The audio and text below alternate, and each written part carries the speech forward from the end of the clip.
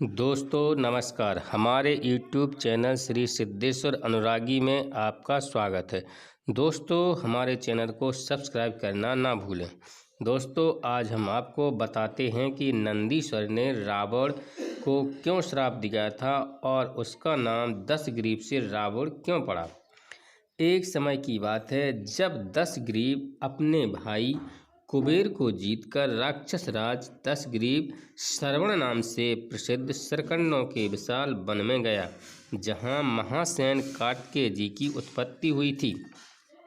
वहां पहुंचकर दशग्रीव ने स्वर्णमयी कांति से युक्त उस विशाल श्रवण सरकंडों के जंगल को देखा, जो किरण समूहों से व्याप्त होने के कारण दूसरे सूर्यदेव के समान प्रकाशित हो रहा था। उसके पास ही कोई पर्वत था जहाँ की वन स्थली बड़ी रमणीय थी। श्री राम जब वह उस पर चढ़ने लगा तब देखता है कि पुष्पक विमान की गति रुक गई है। तब वह राक्षस राज अपने उन मंत्रियों के साथ मिलकर विचार करने लगा, क्या कारण है कि यह पुष्पक विमान रुक गया। यह तो स्वामी की इच्छा के अनुसार चलने वाला बनाया गया है, फिर आगे क्यों नहीं बढ़ता। कौन सा ऐसा कारण बन गया है जिससे यह पुष्पक विमान मेरी इच्छा के अनुसार नहीं चल रहा है। संभव है इस पर्वत के ऊपर कोई रहता हो, उसी का यह कर्म हो सकता है। श्री राम तब बुद्धि कुशल मारीच ने कहा, राजन यह पुष्पक विमान जो आगे नहीं बढ़ रहा है, इसमें कुछ न कुछ कारण अवश्य अकारण ही ऐसी घटना घटित हो गई है। यह बात नहीं है, अथवा यह पुष्पक विमान कुबेर के सिवा दूसरे का वाहन नहीं हो सकता, इसलिए उनके बिना यह निस्तेज हो गया है। उसकी इस बात के बीच में ही भगवान शंकर के पार्षद नंदीश्वर रावण के पास आ पहुँचे, जो देखने में बड़े विकराल थे। उनकी अंगकांति काले एवं पिंगल वर्ण की थी। वे नाटे कद के विकट रूप वाले थे। उनका मस्तक मुंडित और भुजाएं छोटी छोटी थीं। वे बड़े बलवान थे। नंदी ने निशंक होकर राक्षस राज दशग्रीव से इस प्रकार कहा, दशग्रीव लौट जाओ, इस पर्वत पर भगवान शंकर क्रीड़ा करते हैं। यहाँ सुपर्ण नाग यक्ष देवता गंधर्व और राक्षस सभी प्राणियों का आना जाना बंद कर दिया गया है।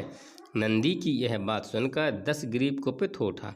उसके कानों के कुंडल हिलने लगे, आंखें रोष से लाल हो गईं और वह पुष्पक से उतरकर बोला, कौन है यह शंकर। ऐसा कहकर वह पर्वत के मूल भाग में आ गया। वहां पहुंचकर उसने देखा भगवान शंकर से थोड़ी ही दूर पर चमचमाता हुआ शूल हाथ में लिए नंदी दूसरे शिव की भांति खड़े हैं। उनका मुँह वानर के समान था। उन्हें देखकर वह निशाचर उनका तिरस्कार करता हुआ सजल जलधर के समान गंभीर स्वर में ठहाका मारकर हंसने लगा।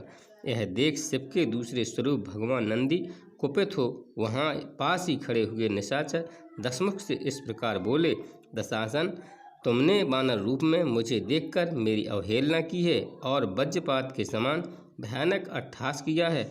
अतः तुम्हारे कुल का विनाश करने के लिए मेरे ही समान पराक्रम रूप और तेज से संपन्न वानर उत्पन्न होंगे। क्रूर निशाचर नख और दांत ही उन वानरों के अस्त्र होंगे तथा मन के समान उनका तीव्र वेग होगा। वे युद्ध के लिए उन्मत्त रहने वाले और अतिशय बलशाली होंगे तथा चलते फिरते पर्वतों के समान जान पड़ेंगे। वे एकत्र होकर मंत्री और पुत्रों सहित तुम्हारे प्रबल अभिमान को और विशालकाय होने के गर्व को चूर चूर कर देंगे। ओ निशाचर, मैं तुम्हें अभी मार डालने की शक्ति रखता हूँ, तथापि तुम्हें मारना नहीं है, क्योंकि अपने कुत्सित कर्मों द्वारा तुम पहले से ही मारे जा चुके हो। अतः मरे हुए को मारने से क्या लाभ। महामना भगवान नंदी के इतना कहते ही देवताओं की दुंदुभियाँ बज उठीं और आकाश से फूलों की वर्षा होने लगी। परंतु महाबली दशासन ने उस समय नंदी के उन वचनों की कोई परवाह नहीं की और उस पर्वत के निकट जाकर कहा, पशुपते, जिसके कारण यात्रा करते समय मेरे पुष्पक विमान की गति रुक गई है, तुम्हारे उस पर्वत को जो यह मेरे सामने खड़ा है मैं जड़ से उखाड़ फेंकता हूँ।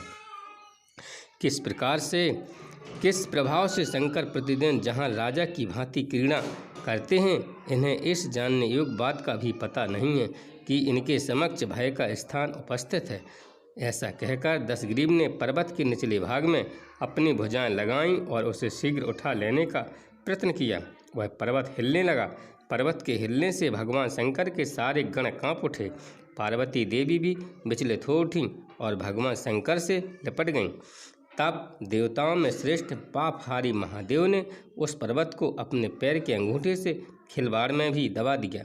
फिर तो 10 ग्रीव की भुजाएं, जो पर्वत के खम्भों के समान जान पड़ती थीं, उस पहाड़ के नीचे दब गईं। यह देख वहां खड़े हुए उस राक्षस के मंत्री बड़े आश्चर्य में पड़ गए।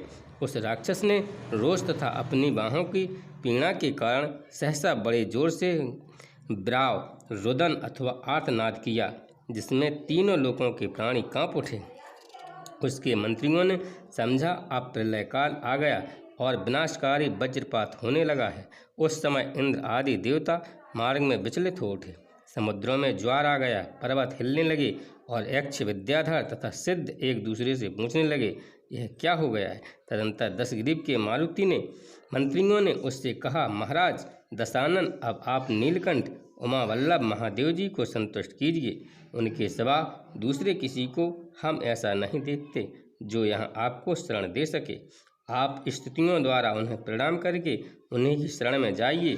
भगवान शंकर बड़े दयालु हैं, वे संतुष्ट होकर आप पर कृपा करेंगे।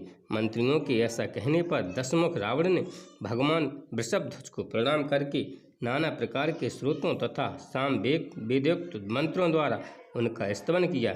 इस प्रकार हाथों की पीड़ा से रोते हुए और स्तुति करते हुए उस राक्षस के 1000 वर्ष बीत गए। तत्पश्चात उस पर्वत के शिखर पर स्थित हुए भगवान महादेव प्रसन्न हो गए।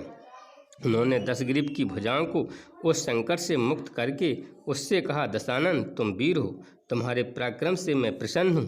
तुमने पर्वत से दब जाने के कारण जो अत्यंत भयानक राव आर्तनाद किया है, उससे भयभीत होकर तीनों लोकों के प्राणी रो उठे थे।